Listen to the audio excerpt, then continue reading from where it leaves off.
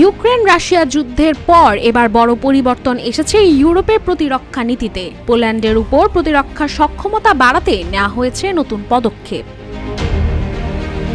বলা হচ্ছে সব পুরুষ নাগরিককে সামরিক প্রশিক্ষণের আওতায় আনার কাজ শুরু করেছে পোল্যান্ড। পলিশ পার্লামেন্টে দেওয়া এক ভাষণে এমনটাই জানিয়েছেন দেশটির president Donald Tusk.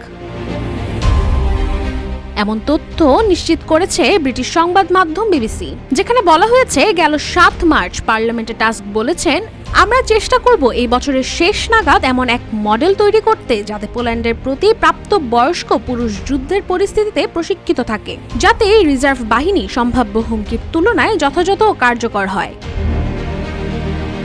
Donald Tusk আরও বলেন, ইউক্রেনের সেনাবাহিনীর সংখ্যা 8 লাখ, রাশিয়ার প্রায় 13 লাখ। পলিশ সেনাবাহিনীর আকার 2 লাখ থেকে 5 লাখ করতে চান টাস্ক, আর এই সেনাবাহিনীতে রিজার্ভ সৈন্যরাও অন্তর্ভুক্ত থাকবে।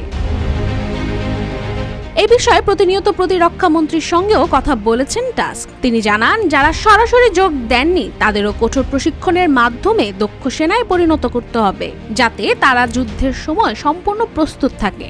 এদিকে এই বছর প্রতিরক্ষা খাতে অর্থনৈতিক আয়ের 4.7% ব্যয় করার পরিকল্পনা করেছে পোল্যান্ড, যা ন্যাটো জোটের মধ্যে সর্বোচ্চ। টাস্ক পার্লামেন্টে আরও জানান, এই ব্যয় 5% জিডিপিতে উন্নত করা উচিত।